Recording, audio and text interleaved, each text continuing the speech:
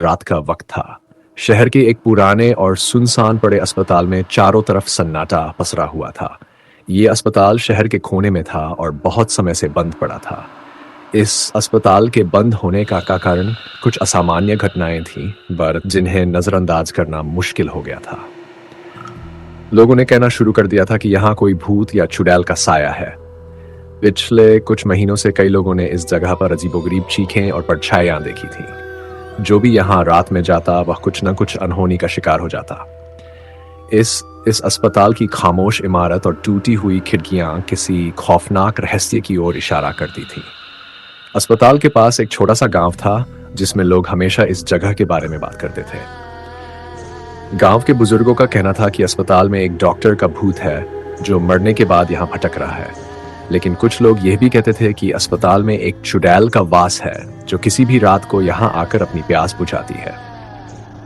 रहस्यमयी प्रवेश। एक दिन गांव के 4 युवक राहुल, दीपक, आर्यन और नीरज आपस में शर्त लगाते हैं कि वे अस्पताल के अंदर जाकर इस रहस्य का पता लगाएंगे। उन्हें गांव के बुजुर्गों की कहानियां झूठी लगती थी और वे मानते थे कि ये महज अफवाहें हैं।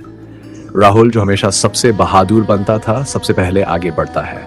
रात को ठीक 12 बजे चारों अस्पताल के बंद दरवाजे के पास पहुंचते हैं। दीपक ने टॉर्च जलाई और धीरे धीरे दरवाजे को धक्का दिया। दरवाजा जोर की चरमराहट के साथ खुलता है और चारों अंदर प्रवेश करते हैं। अंदर घुप अंधेरा था और हर जगह धूल जमा हुई थी। कोने में मकड़ियों के जाले लटक रहे थे। पूरा माहौल भयानक और डरावना था।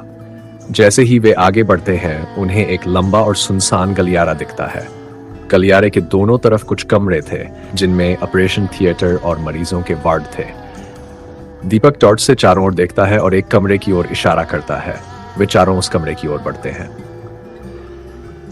पहला संकेत। कमरे में प्रवेश करते ही उन्हें एक अजीब सी ठंडक महसूस होती है। आर्यन की नजर एक कोने में पड़े एक बिस्तर पर जा जाती है। उस बिस्तर पर कुछ पुरानी और खून से सनी चादरें पड़ी थीं। नीरज ने घबराते हुए कहा, यार, मुझे यहाँ कुछ ठीक नहीं लग रहा, हमें यहाँ से चलना चाहिए। लेकिन राहुल ने उसे ताना मारते हुए कहा, डर गया क्या? अचानक कमरे में हवा का एक ठंडा झोंका आता है और दीपक की टॉर्च अपने आप बंद हो जाती है।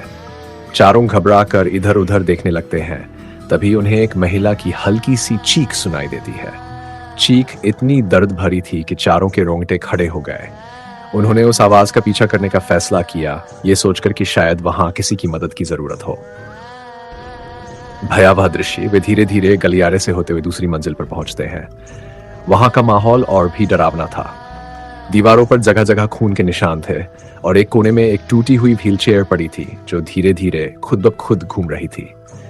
नीरज की हालत खराब हो रही थी, लेकिन राहुल ने उसे हिम्मत दिलाई और आगे बढ़ने को कहा। अचानक उन्होंने एक कमरे के अंदर एक परछाई को देखा। वह परछाई धीरे धीरे उनकी ओर बढ़ने लगी। उसके साथ ही हवा में एक अजीब सी गंध फैल गई जो सड़े हुए मांस की तरह थी। दीपक ने जोर से चिल्लाते हुए कहा, यह क्या है? हमें यहां से भागना चाहिए। राहुल ने उन्हें शांत रहने को कहा और उस परछाई की ओर बढ़ने का फैसला किया। जैसे ही वे उस परछाई के करीब पहुंचे, परछाई एकदम से गायब हो गई और तभी उन्हें एक महिला का भयानक चेहरा दिखाई दिया। उसकी आंखें लाल थीं और वह धीरे धीरे उनकी ओर बढ़ रही थी। उसके कपड़े खून से सने हुए थे और उसके बाल बिखरे हुए थे। रहस्यमयी कहानियां। महिला की आंखों में इतनी नफरत थी कि चारों के शरीर सुन्न हो गए। उसने अपनी भयानक आवाज में कहा, तुम लोग यहाँ क्यों आए हो? क्या तुमने मेरी पीड़ा को समझने की कोशिश की है? उसकी आवाज इतनी कर्कश और दर्दनाक थी कि दीपक बेहोश होकर गिर पड़ा। नीरज ने किसी तरह उसे संभाला और दरवाजे की ओर भागने की कोशिश की, लेकिन दरवाजा अपने आप बंद हो गया। अब चारों घबराकर उस महिला से माफी मांगने लगे। तभी वह महिला कहने लगी, मैं डॉक्टर मीरा हूं। मैंने इस अस्पताल में अपने ही साथियों के धोखे का सामना किया और मरते वक्त कसम खाई कि मैं यहाँ के हर उस व्यक्ति को सजा दूंगी जो मेरे कष्ट का कारण बनेगा। मीरा की कहानी सुनकर चारों के होश उड़ गए। उसने बताया कि वह एक काबिल डॉक्टर थी, लेकिन उसके सहयोगियों ने उसे साजिश में फंसाकर मार दिया। उसकी आत्मा को शांति नहीं मिली और तभी से वह यहाँ भटक रही है। अंतिम पल। अब चारों युवकों की जान पर बन आई थी। राहुल ने साहस करके उस भूतनी से पूछा कि क्या कोई तरीका है जिससे उसे शांति मिल सकती है। भूतनी ने गुस्से में कहा, तुम लोगों को मेरी अस्थियां ढूंढकर उन्हें गंगा में प्रवाहित करना होगा, तभी मेरी आत्मा को शांति मिलेगी। राहुल, दीपक, आर्यन और नीरज किसी तरह उस कमरे से बाहर निकले और अस्पताल के पिछले हिस्से में खुदाई शुरू की। कुछ ही देर में उन्हें वहां एक जगह पर हड्डियों का ढेर मिला, जिसमें डॉक्टर मीरा की अस्थियां थीं। उन्होंने जल्दी से उन अस्थियों को एक कपड़े में लपेटा और वहां से भागकर सीधे नदी की ओर बढ़े। उन्होंने डॉक्टर मीरा की अस्थियों को गंगा में प्रवाहित किया और प्रार्थना की कि उसकी आत्मा को शांति मिले।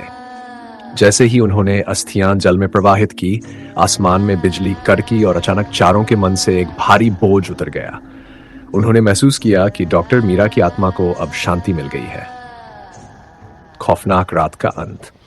चारों दोस्तों ने कस्में खाई कि वे फिर कभी ऐसे खतरनाक स्थानों पर नहीं जाएंगे, लेकिन उस रात की दहशत और डॉक्टर मीरा की कहानी हमेशा के लिए उनके दिलों में बस गई।